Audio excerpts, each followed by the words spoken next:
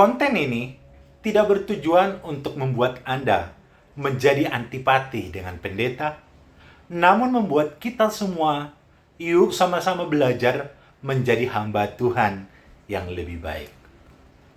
Hidup ini adalah pilihan. Yesus tidak melarang kita untuk memilih menjadi kaya, punya mobil mewah, rumah mewah, tas mewah, jam tangan mewah, atau sebaliknya. Kita memilih hidup sederhana seperti Yesus yang bahkan tidak ada tempat untuk meletakkan kepalanya, meninggalkan kasta tertingginya dan memilih menjadi kasta terendah. Tetapi sekalipun hidup ini pilihan, ingat, Tuhan ingin dimuliakan dengan jalan hidup kita.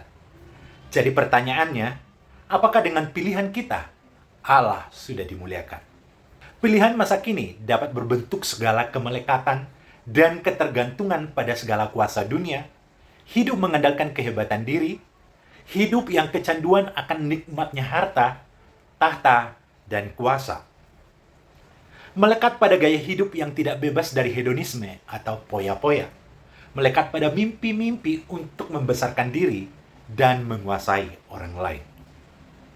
Jangan heran dan kaget kalau banyak pendeta yang memilih hidup hedonisme dan materialisme. Itu sebenarnya musuh dalam gereja. Karena hal itu di luar prinsip gereja, karena prinsip gereja adalah keluarga. Gereja bukan seperti bioskop. Datang nonton film yang bagus, kita bertahan. Dan film tidak bagus, kita pulang. Bukan. Selain itu, gereja bukan menampilkan gedungnya yang mewah dan besar, LED-nya yang mewah, musiknya yang wow, atau lampu kerlap-kerlipnya. Tetapi bagaimana menjadi berkat, menjadi garam dan terang dunia yang berdampak untuk sekelilingnya? Pendeta Tony Mulia dari Jaringan Doa Nasional bersama sebuah lembaga dari Amerika pernah melakukan survei yang diikuti 70 pendeta gereja di Kelapa Gading dengan memberikan kuesioner. Hasilnya, kendala dan ancaman serta persoalan pelayanan gereja-gereja di Kelapa Gading bukanlah adanya kelompok fundamentalis atau sulitnya mendapatkan izin, tapi persoalannya adalah materialisme dan yang kedua, hedonisme. Materi yang berkelimpahan menjadi hal yang dikejar, bahkan menganut teologi kemakmuran. Satu pendeta dengan pendeta lainnya berusaha tampil lebih kaya, karena merasa lebih, tidak mau bersama dengan gembala-gembala lain, khususnya yang lebih rendah, lebih miskin darinya. Padahal gereja itu adalah kesatuan tubuh Kristus, saling membutuhkan satu dengan yang lain. Dari pendeta-pendeta yang mempertontonkan gaya hidup materialisme dan hedonisme, itu kebanyakan pendeta yang memakai firman untuk memperkaya dirinya, memberikan tarif dalam melayani, dan memberikan pelayanan kepada jemaat jika ia sudah membayar iuran atau tanggung jawab finansial. Apakah itu disebut perpuluhan, iuran wajib, iuran sukarela, buah sulung, dan sebagainya.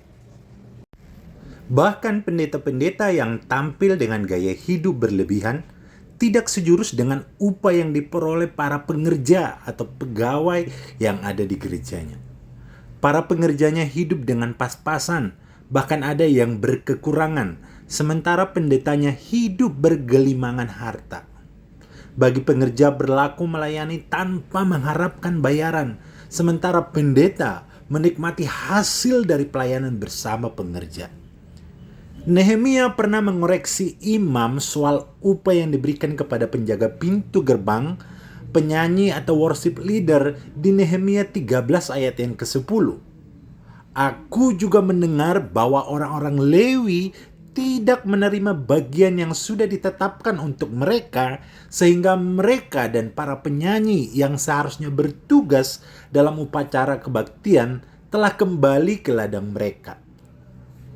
Para pendeta yang menampilkan gaya hidup materialisme dan hedonisme tidak lepas dari firman Tuhan yang disampaikan.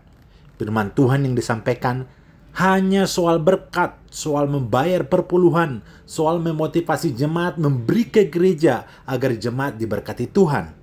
bahkan memanipulasi ajaran untuk mencari keuntungan sebanyak-banyaknya, dan melakukan kunjungan ke rumah jemaat bukan motivasi melayani, tetapi mengingatkan, bahkan menagih iuran atau persembahan jemaat.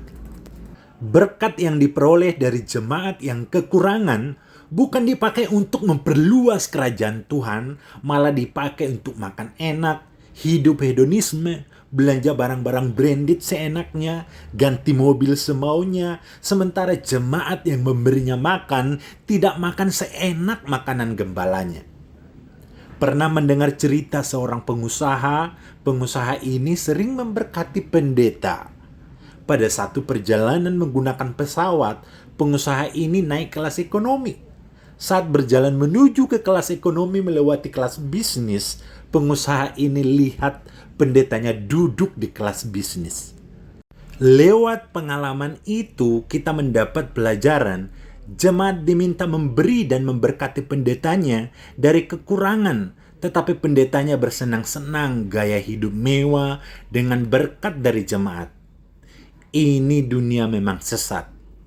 Seorang pendeta yang benar bukan menguasai firman, tetapi dikuasai firman Tuhan.